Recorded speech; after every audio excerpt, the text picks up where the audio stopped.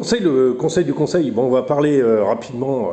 Je vais faire une courte vidéo d'actualité parce que c'est important. J'ai fait plus de 20 ans de compétition derrière moi. Donc, même dans les années 90, ça existait malheureusement dans le milieu. Alors, il n'y a pas que les grands sportifs. Je parle surtout de cette compétition où il y avait, je ne sais pas combien, 160 coureurs. Et dès qu'ils ont su qu'il y avait un contrôle antidopage, il y en a 130 qui ont abandonné. Donc, ça, c'est un comportement que je trouve antisportif. Antisportif, pourquoi? Parce que le dopage, c'est vrai qu'on peut y tomber facilement. Je vais vous expliquer pourquoi. Tout simplement parce que on vous propose déjà sur les courses, on vous offre des échantillons de produits qui ne sont pas du dopage, mais qui sont juste des aides. On va dire des poudres à mettre dans l'eau, un peu comme je sais pas, n'importe quoi. Et puis qui sont des compléments alimentaires, qui sont très bien d'ailleurs. Après, on peut avoir même le gâteau, qui est un gâteau spécial que tu manges le matin ou la veille. Il y a même sans être du dopage, ça commence à être le système de préparation de compétition qui est un peu particulier, à savoir sur la nutrition, sur les compléments, les coups de fouet et tout ça. Les coups de fouet, ce sont des petits trucs comme ça, des petits tubes. C'est ça qu'on prend juste avant une grosse montée ou quoi que ce soit qui apporte des éléments pas dopants mais qui stimulent les muscles. Et moi j'ai toujours refusé, enfin pas refusé, mais déjà j'avais pas le budget pour acheter ça parce que une course ça a un prix d'inscription. Plus encore tu rajoutes ça derrière, donc ça te coûte 100 € ta compétition en fait grosso modo. Donc ça commence à faire un budget énorme. Et j'ai jamais vraiment utilisé ce genre de produit, sauf s'il était offert sur la course. Mais ça m'a pas intéressé parce que moi, dans ma politique et dans mon intérêt, c'est de faire le mieux possible avec ce que j'ai moi. Enfin, soit c'était physiquement, soit c'était le vélo que j'avais, soit c'était, mais pas d'apporter des éléments extérieurs à ce qu'on pouvait. Et alors ça existe déjà depuis très longtemps ça, et le problème c'est que dès que tu commences à vraiment utiliser ce genre de produit, même si c'est pas considéré comme dopage, ça commence à être déjà une logique de dopage. Une logique dans le corps où tu te dis déjà la veille, il faut ci, il faut ça, il faut que je prenne le médicament, pas le médicament, le complément le soir, il faut que je prenne le complément le matin, après il faut que je prenne, après la course il me faut ça pour récupérer plus vite, après il me faut ça pour ça. Et après tes entraînements, faut ça, pendant les entraînements, faut aussi. Alors ça devient vraiment, ça devient plus, tu fais plus du VTT, tu fais de la boisson énergétique en fait. Tu fais de la boisson et de nourriture énergétique. Alors je suis pas fan de ce genre de truc.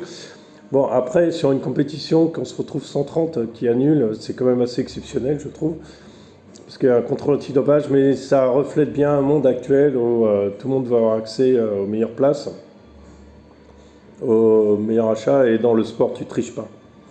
Tu triches pas parce que ton corps a ses limites, ton entraînement a ses limites, ton temps a ses limites, et tu peux pas aller au-delà.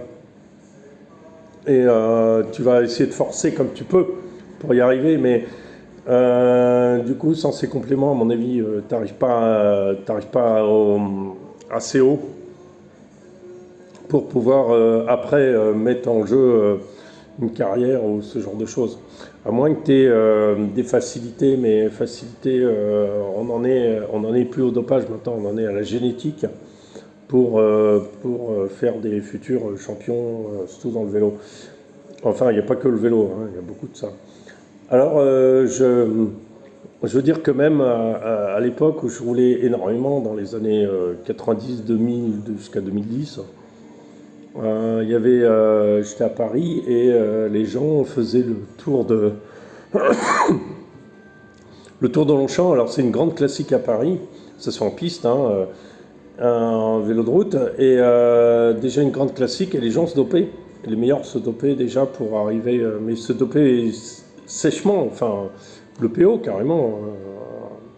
Il faut savoir que le PO, pour cacher ses effets secondaires, plus qui ne soient pas détectables, il te faut à peu près une quarantaine de médicaments par jour. Parce que ça donne, enfin bon. Et faut se lever la nuit pour faire circuler le sang. Sinon, tu as des risques de problèmes par la suite. Alors, quand on en est à ce point-là, moi, enfin, je suis pas d'accord. Je trouve que on a la chance de pouvoir faire tout ce qu'on fait et si en plus on est obligé de ça, mais c'est toujours ce monde qui veut aller toujours plus vite, plus fort, plus de spectacles, plus de, plus de semblants, plus d'artifice et moins de vérité. Et c'est dommage qu'on arrive vers ça, il faut revenir vers quelque chose de plus normal, de plus sain. Voilà. Et maintenant, on est complètement dans l'artifice, hein, tellement que ce soit dans le sport ou même dans la vie courante, on est complètement dans les trucs inutiles et l'artifice. Voilà, je voulais réagir vis-à-vis de cette actualité qui est quand même importante. Et c'est malheureux qu'on en soit là. Et c'est malheureux que ce soit comme ça. Mais c'est comme ça et ça risque de perdurer comme ça. Et malgré les contrôles antidopage, voilà, ça marche pas. Ça va pas suffire. Parce que les gens arriveront à passer à travers des mailles du filet à un moment ou à un autre. Ils seront chopés, mais voilà. Bon alors sur ce, coucou, alors vous dopez pas. Dites-vous qu'on est des êtres humains, que quand on est fatigué, il vaut mieux se reposer.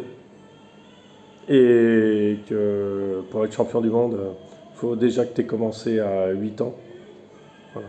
À 8 ans par la natation jusqu'à l'âge de 11-12 ans, histoire de bien renforcer le corps. Et à partir de 13-14 ans, tu commences à attaquer le vélo route, et plus d'autres choses, la course à pied, le machin, le truc.